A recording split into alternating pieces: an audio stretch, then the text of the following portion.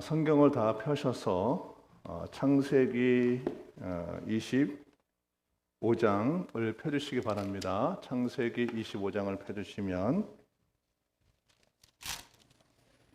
21절로 23절 말씀을 볼 텐데 이 말씀을 이제 읽는 이유가 있습니다. 그래서 먼저 다 찾아주시면 거기에 말씀이 나와 있는데 이렇게 되어 있습니다. 이삭이 그의 아내가 임신하지 못하므로 그를 위하여 여호와께 간구하며 여호와께서 그의 간구를 들으셨으므로 그의 아내 리브가가 임신하였더니라고 되어 있습니다. 이제 그 하나님께서 이삭의 기도를 들어주셔서 이제 리브가가 임신을 했는데 그 다음 절이 중요합니다.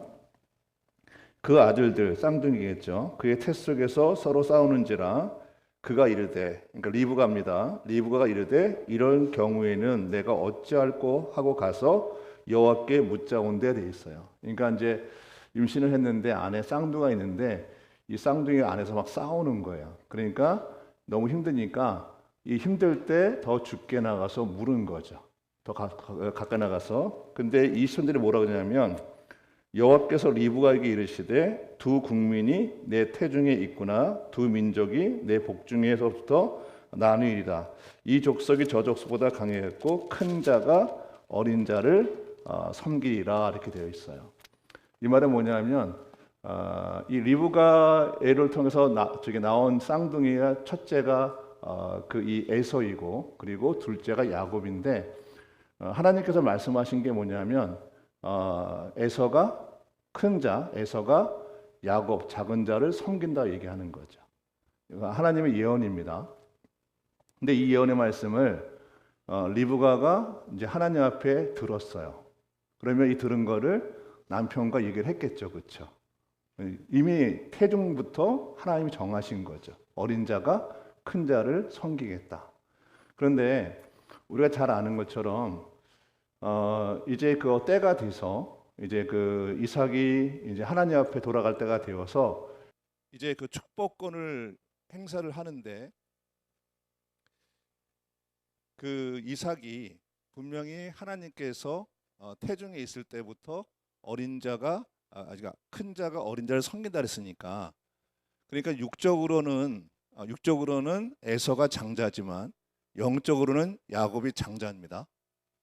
그렇죠? 그러면 그것을 기억을 했으면 그거를 하나님의 말씀을 잘 심중에 두었으면 에서는 아직 그 아버지 이삭은 그 큰 아들한테 주는 축복권을 그렇죠? 큰 축복권을 야곱에게 사용을 했겠죠.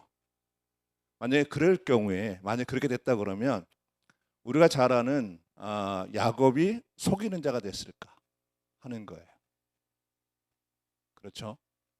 다시 말하면 그것 때문에 두 형제가 싸우게 되어지고 나중에는 형이 아우를 죽이려고까지 작정을 해요. 그 얘기를 어머니가 들어요. 그래서 야곱은 집에서 도망해서 자기의 외삼촌에게로 갑니다. 그렇죠? 그것이 이제 두 형제의 불행이죠. 근데 만약에 아버지 이삭이 그것을 기억해서 자기의 생각에 장자권을 줄 사람이 만약에 야곱이라 생각했다면 그런 일이 발생하지 않을 수도 있는 거죠. 그럼 굳이 야곱이 집에서 도망치듯 나와서 20년간을 라반의 집에서 그렇게 어려운 생활을 하지 않아도 그렇죠? 하나님 다른 걸로 일을 풀으셨겠죠. 근데 그거를 기억하지 못하고 자기가 원하는 것, 자기가 갖고 있는 생각으로 일을 진행함을 통해서 자기의 사랑하는 두 자녀가 원수가 되고 그것들이 20년간 헤어져야 되고 그것 때문에 또 그 자기 아들은 죽도록 고생하고 그렇죠? 그러면 왜 이 말씀을 제가 하냐면 오늘 여러분들이 하나님의 말씀을 들을 때 하나님의 말씀을 들어야 됩니다. 할렐루야. 그러니까 이 시간은 우리의 속사람이 계속 나타나는 건데 우리 겉사람이 파쇄가 된다는 얘기가 뭐냐면 하나님의 말씀이 우리 안에 있는 역사를 할 때 겉사람은 후패하고 속사람은 계속 새로워집니다. 그래서 말씀을 들으실 때 저항을 하게 되면 계속 나는 계속 늦어지고, 때로는 하나님이 이미 피할 길을 내셔도 우리는 계속 안 좋은 선택을 하게 돼서 나뿐만 아니라 나의 자녀들, 내 주변 사람들이 어렵게 되는 겁니다. 그래서 먼저 오늘 말씀을 통해 여러분에게 이 말씀이 여러분에게 들려지기 원하고, 그리고 그동안 생각했던 육적인 생각이란 뭐냐 하면 다른 게 아니라 성경에서 얘기하지 않은 내 방식대로 사는 것이 바로 육적인 생활이에요. 거기서 오늘 다 벗어나시기를 주의를 축복합니다. 예, 오늘 말씀의 대주제는 이제 이 3월달 수요 예배는 큰 주제는 너는 복이 되어라는 말씀의 시리즈 말씀을 하는데 오늘 두 번째 시간이고, 그리고 소주제는 수낸 여인을 벤치마킹하라 하는 말씀입니다. 여러분은 벤치마킹이라는 얘기를 많이 들으셨죠, 그렇죠?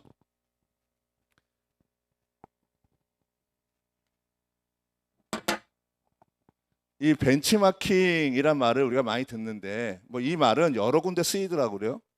그런데 이 말이 근자에 사람을 벤치마킹하라고 많이 써요. 사람을.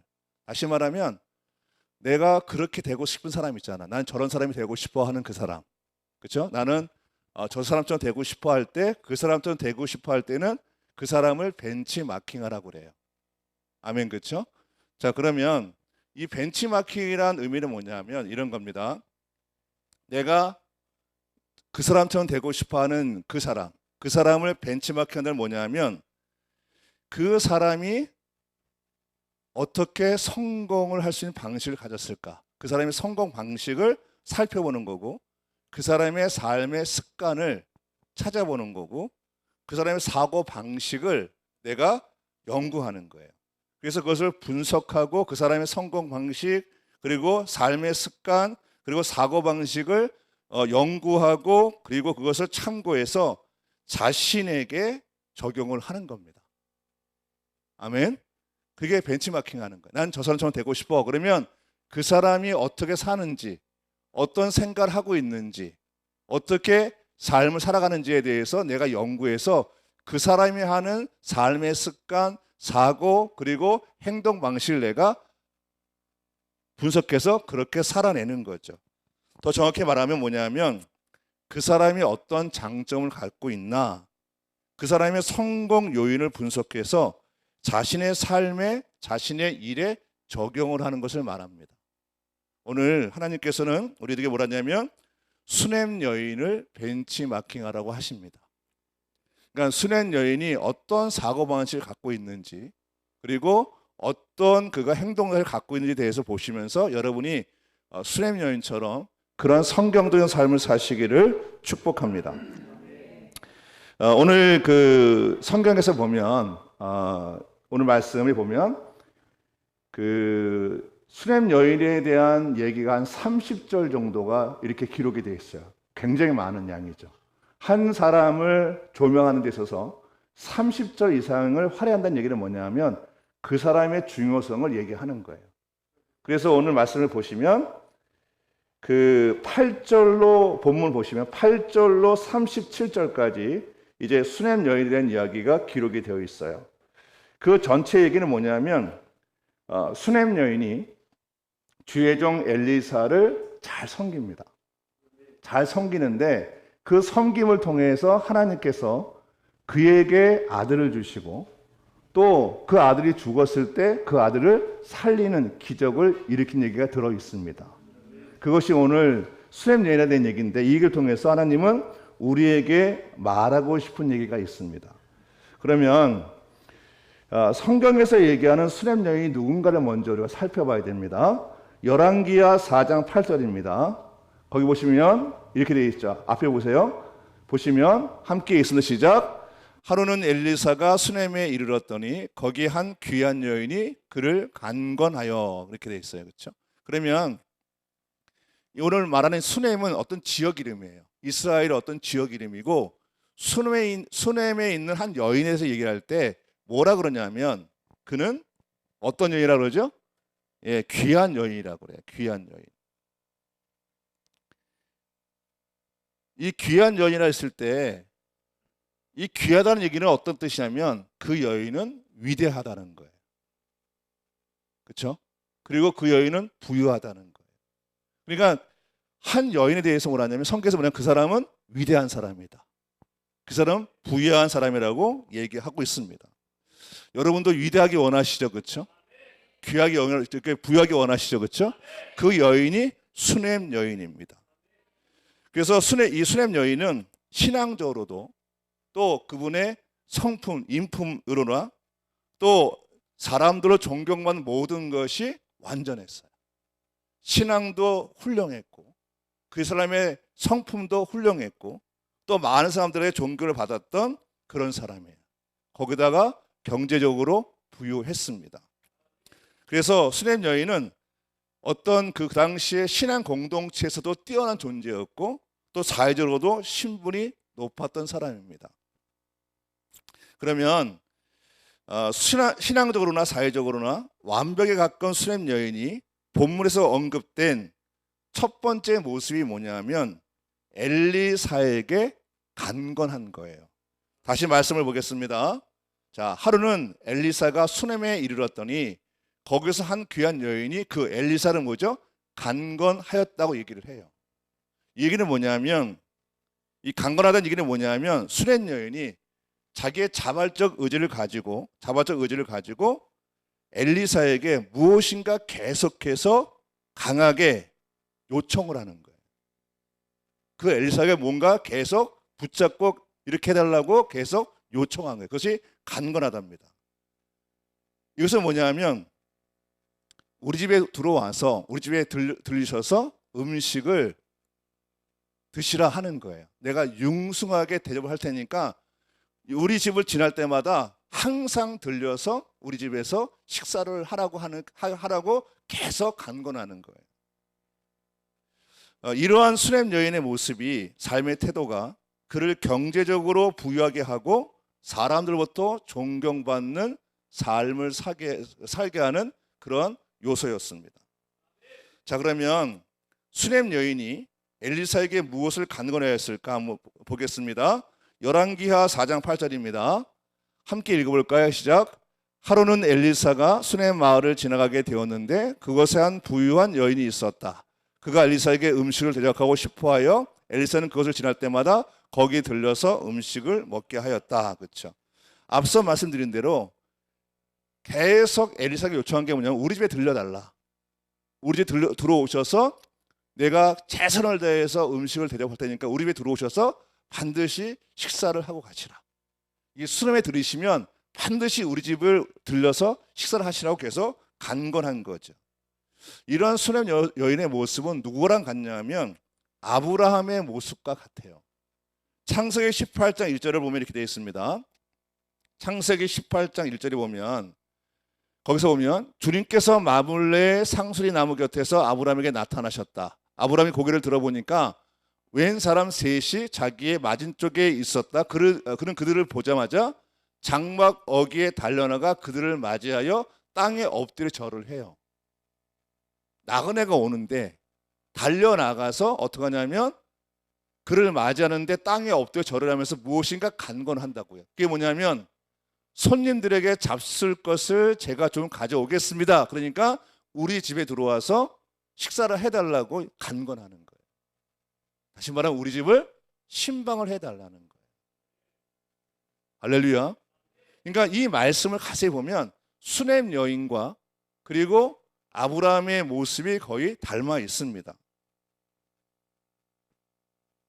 근데 이것은 수넴 여인이 자발적인 의지를 가지고 아브라함도 자발적인 의지를 가지고 사람을 환영하고 신방하기 원했던 거죠. 수넴 여인이나 아브라함은 이 같은 행동으로 인해서 하나님으로부터 축복을 받았습니다.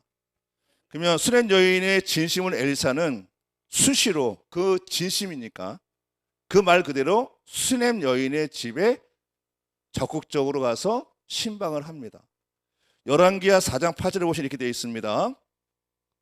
하루는 엘리사가 수넴 마을을 지나가게 되었는데 그곳에 한 부유한 여인이 있었다. 그가 엘리사에게 음식을 대접하고 싶어하는 엘리사는 그곳을 지날 때마다, 그렇죠. 엘리사는 그곳을 지날 때마다 거기에 들려서 음식을 먹곤 하였어요. 할렐루야. 엘리사의 수련자의 요청 그대로 그거를 진심으로 받은 거예요. 그리고 그 마음을 본 거예요. 그래서 갈 때마다 그냥 편하게 들어가서 그의 융숭한 대접을 받고 신방을 한 겁니다.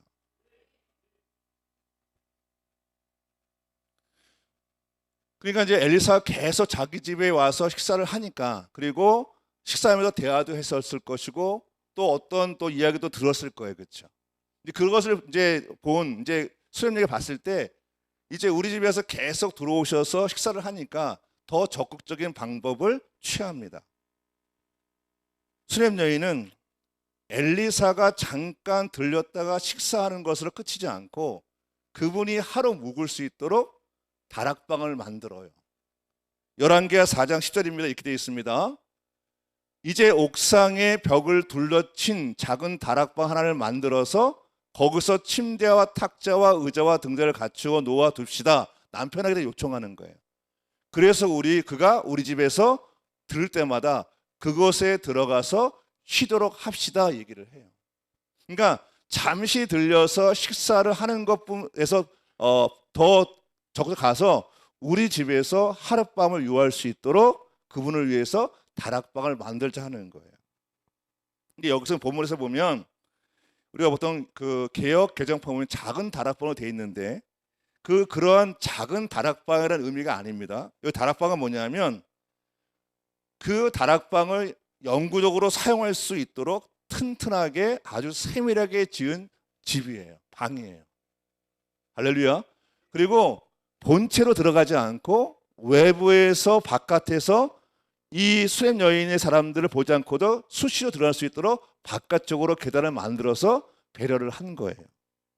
그리고 다락방에 엘리사를 위해서 특별한 물품들을 구비해 놓습니다. 열왕기하 4장 10절입니다. 말씀 보겠습니다. 거기 보시면 이제 옥상의 벽으로 둘러친 작은 다락방 하나 만들어서 거기다 뭐죠? 침대와 탁자와 의자와 등잔을 갖춰 놓아 둡시다. 그래서 그가 우리 집에 들르실 때마다 그곳에 들어가서 쉬시도록 하십시다 하죠. 그렇죠? 여기서 탁자는 그냥 탁자가 아니라 바닥에 매트를 깔아줘요. 그리고 탁자 위에다가는 뭐냐면 가죽을 입힌 그런 고급진 걸 깔아요. 근데 이게 어떤 거냐면 왕의 식탁과 같은 거예요. 그러니까 왕이 사용하는 식탁과 같은 것을 구입을 해서 준비를 해 놓습니다.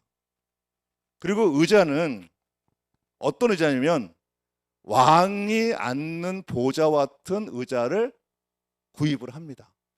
그리고 그것을 엘리사한테 그것을 앉도록 하는 거예요. 또 등잔은 뭐냐면 그냥 등잔이 아니라 성막이나 성전에서 쓰이는 아주 고급진 것을 거기다 구비를 해 놓습니다. 할렐루야. 희한하죠, 그렇죠? 엘리사를 위해서 지나갈 때마다 본인이 식사를 대접한다고 계속 얘기를 하고 그것이 이제 자연스럽게 되니까 더 적극적으로 자기 집에 그 엘리사가 숙박을 할 수 있도록 방을 만들어요, 새로. 또 그곳에 최고의 고급진 거로 거기를 채워 놓습니다. 왜 그랬을까 하는 거예요. 왜 그랬을까? 왜 수렘 여인이 왜 그렇게까지 했을까? 열왕기하 4장 9절입니다. 그 여인이 자기 남편에게 말을 하는 거예요. 이제 다락방을 짓기 위해서 뭐라냐면 여보, 우리 앞을 늘 지나다니는 그가 엘리사가 거룩한 하나님의 사람인 것을 내가 압니다 하는 거예요. 할렐루야. 여러분, 거룩하다는 얘기는 사람한테 쓰는 게 아니에요. 하나님한테 쓰는 거예요.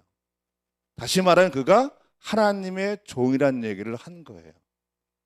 그 사람은 하나님의 종입니다. 그러니까 우리 집 앞을 지나갈 때마다 그분이 우리 집에 신방하는 것이 우리들한테 복이라는 걸 알게 된 거죠. 더 적극적으로 그분이 우리 집에서 쉬든지 아니면 하룻밤을 자든지 간에 그것이 우리한테 가치가 있다고 남편을 설득을 한 겁니다. 수냄 여인은 하나님에 대한 뜨거운 신앙을 가지고 있었고 영적 분별력이 뛰어난 신앙인이었습니다. 그래서 수냄 여인은 거룩한 하나님의 사람 주의 종을 어떻게 내가 대해야 되는지 또 그것을 명확하게 잘 알고 있었던 거예요. 수냄 여인은 영적으로 깨어있는 성도이므로 주의 종의 만남이 얼마나 귀한지 알고 있는 그 사람이니까 이제 엘리사는 그에게 하나님의 계시를 받고 그에게 말을 합니다. 자, 열왕기하 4장 11절입니다. 11절 말씀을 보시면 이렇게 되어 있습니다. 자, 이게 중요한 겁니다. 4장 11절 말씀. 하루는 엘리사가 거기서 이르러 그 방에 들어가 누웠더니 자기 사암 게하시에게 이르되 수냄 여인을 불러오라 그러는 거예요. 그때 여인을 부르매 여인이 그 앞에 섰을 때 엘리사가 사안을 통해서 그 수냄 여인한테 말을 합니다.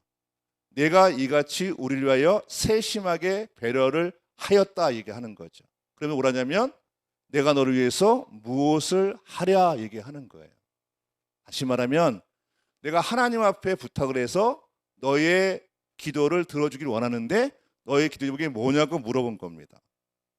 그럴 때 여기서 보시면 그 밑에 보시면 뭐라냐면 수렴령이 뭐라고 하냐면 나는 내 백성 중에 거주하나이다 얘기를 해요. 이게 뭐냐면 나는 하나님 앞에 구할 것이 없습니다 라고 거절을 해요.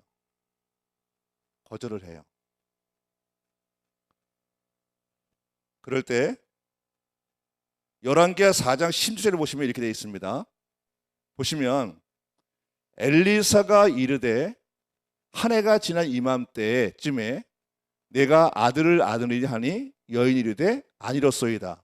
내 주 하나님의 사람이여 당신이 계집종을 속이지 마옵소서 얘기를 해요. 엘리사가 그가 너한테 하나님 무엇을 드리기 원하려 했을 때도 거부했어요. 왜냐하면 자기 아내는 늘 마음속에 자신에게 아이가 없다는 것에 대해서 알고 있었지만 그것을 하나님 앞에 구하는 것조차 하지 못했어요. 왜냐하면 그것은 자신의 복이 아니라 생각했어요. 그러니까 기도 제목조차 누를 수가 없었던 거예요. 그런데 그래서 뭐냐면 당신의 계율정을 속이지 말라는 거죠. 근데 10절에 보시면 이렇게 되어 있습니다. 여인이 가여 잉태하여 한 해가 지난 이때쯤에 엘리사가 여인께 말한 대로 아들을 낳았더라 얘기합니다. 다시 말하면 하나님께서는 하나님의 사람을 통해서 그에게 그 숨은 안에 있는 기도 제목까지 하나님께서 찾으시는 거예요. 우리가 너무 힘들면 감히 우리가 하나님 앞에 기도하지 못하는 것까지 하나님께서 그 기도를 찾으시는 거죠.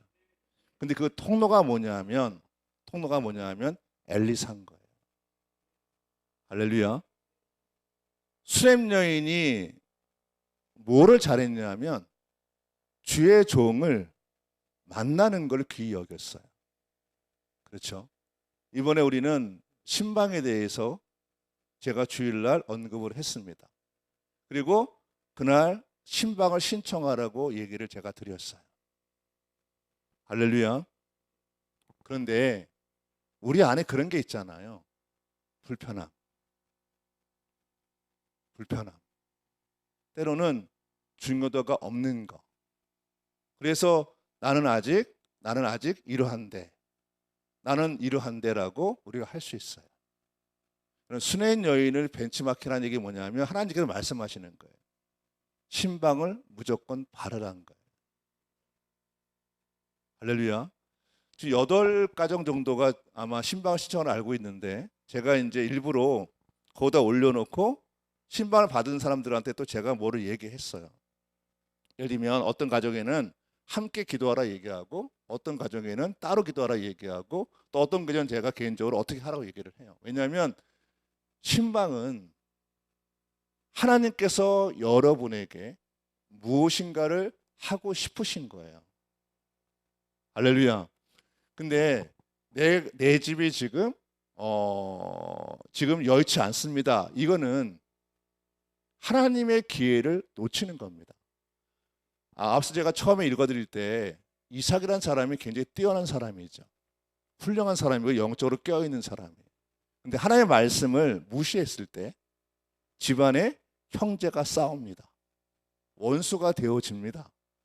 그리고 자기 자녀가 겪지 않아도 될 문제를 20년 동안 겪게 됩니다. 할렐루야.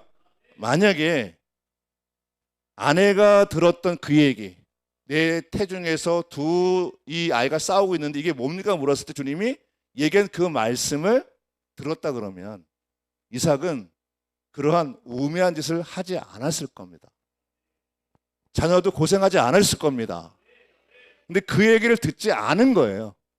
내가 갖고 있는 생각을 가지고 하나님의 때를 내가 놓쳐버린 겁니다.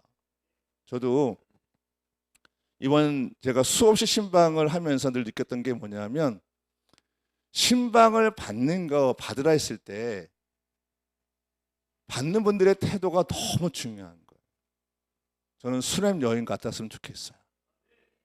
그 안에서 하나님에 대한 갈망 그리고 그 기회를 반드시 잡는 그 무엇이 있어야 되는 거죠. 한번 생각해 보세요. 음식을 대접하는 거는 그럴 수 있어요. 그렇죠? 남편이 이해할 수 있어요. 이 시대 속에서는. 근데 그걸 넘어서 자기 집에 방을 하나 더 들여서 최고로 거기를 꾸며서 그것을 만드는 것 자체는 쉽지 않은 겁니다. 그런데 수렘 여인은 그것을 설득을 했어요.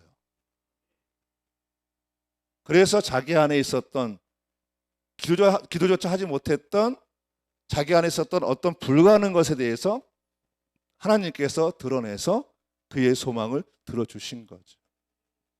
여러분에게 제가 개인적으로 신방으로 가고 싶은 건 없어요. 왜냐하면 여러분의 삶이 귀하니까.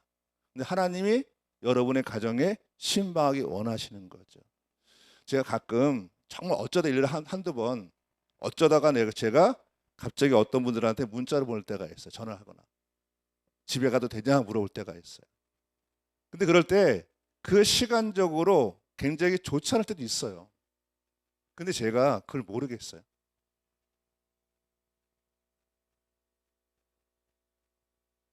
근데 그 순간 하나님 뭔가 얘기하고 싶으신 게 있는 거예요. 할렐루야. 뭔가를 얘기하고 싶은 게 있는 거예요. 할렐루야. 제가 좀 이제 제 부끄러운 얘기를 오늘 좀 하자 그러면 제가 이번에 이 힐링센터에 가서 이제 단양에 가서 주일날 저녁에 내려가서 월화 수 오늘까지 이제 한 3일 정도를 잤어요. 올산리 가가지고 공사하고 월요일날 또 화요일날은 눈이 너무 많이 와가지고 공사를 거의 못했고 또 오늘 또 하고 왔어요. 근데 첫날이요. 잠을 자는데 그런 일이 한 번도 없었는데 갑자기 누가 쑥 들어오는 거예요. 자고 있는데 순간적으로 제가 옛날 기억, 제가 그 간증을 했지만 제가 중3 때부터 대학교 3학년까지 가히 눌렸었거든요. 매일같이 이 악한 영에 눌렸었어요. 제가. 근데 순간 그 들어오는 거를 그거라 생각했어요. 그래가지고 순간 그게 쑥 저한테 오는데 제가 저항을 했어요. 그래서 제가 깨어났어요. 깨어나 한참 있다 보니까 그게 제가 생각했던 악한 것이 아니에요. 그래서 제가 이제 그 얘기를 아침인가 이제 그 이유명 지사 집에서 밥을 먹으면서 얘기를 했더니 김근희 지사가 그런 얘기 하더라고요. 혹시 하나님께서 목사님의 기도 제목, 제가 늘 기도 제목이 뭐냐면 하나님께서 저를 천국과 낙원과 음부로 좀 저를 데려가면 좋겠다는 마음이 있었어요. 그 순간 제가 알았어요. 하나님이 찾아오셨구나. 근데 제가 무지해서 그거를 제가 쳐낸 거예요. 그 제가 다시 한번 그래서 잠을 하루 더 자고 왔어요. 그분이 안 오셨어요. 그렇게 기도했는데 저는 여러분에게 기회를 잘 잡는 순의 여인처럼 그분을 배치막형해서 여러분의 삶에 좋은 일이 많았으면 좋겠습니다. 그리고 제가 기도하다가 이렇게 이제 신방 신청하는 분들한테 이렇게 제가 뭔가를 제가 요구할 때가 있어요. 반드시 하시기 바랍니다. 반드시. 여러분에게 2025년이 늘 드리는 말씀이지만 최고의 하나가 되길 원하고 또 주님의 말씀을 듣는 하나가 되길 원하고 또 제가 늘 기도하는 것처럼 여러분이 경험하지 못했던 하나님의 복을 경험하는 그런 놀라운 한 해가 되기를 주의를 축복합니다.